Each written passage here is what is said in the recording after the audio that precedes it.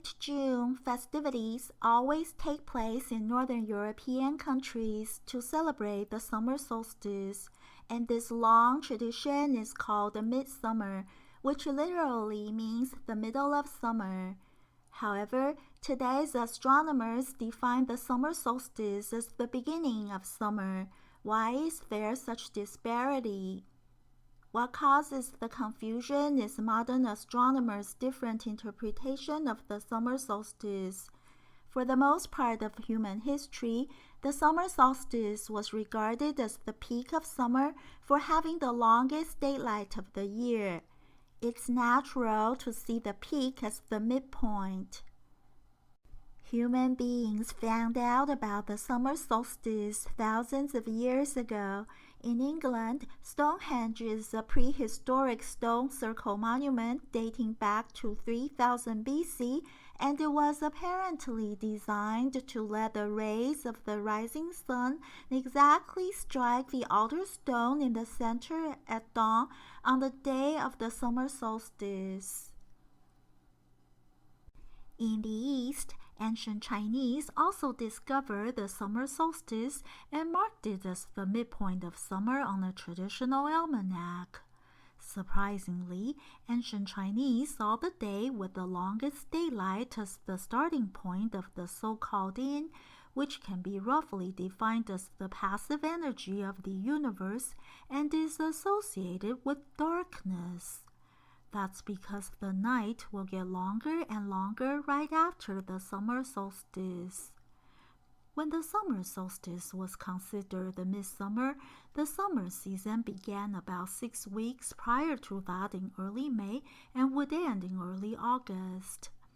That was a universal concept until the year 1780, when an international organization for meteorology defined seasons as groupings of 3 whole months as identified by the Gregorian calendar. Ever since then, professional meteorologists worldwide have been using this definition, which makes summer the 3 hottest months of the year, namely June, July, and August in the Northern Hemisphere, and December, January, and February in the Southern Hemisphere.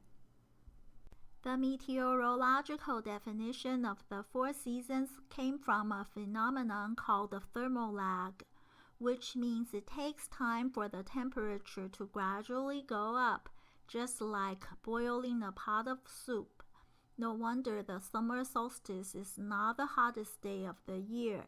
That can explain why modern astronomers don't see the summer solstice as the midpoint of summer. Even though the night is getting increasingly longer after the summer solstice, daylight is still longer than darkness until the autumnal equinox. That's a scientific reason for modern astronomers to define summer as the season between the summer solstice and the autumnal equinox. In the end, there are 3 definitions of the 4 seasons if the ancient definition is included. Among the 3, the meteorological definition seems to be the most popular because it works most easily with the widely used Gregorian calendar, and the meteorological summer roughly matches the summer break of schools. However, old habits die hard. That's why the summer solstice is still called midsummer when it's celebrated beautifully in traditional ways. Happy summer!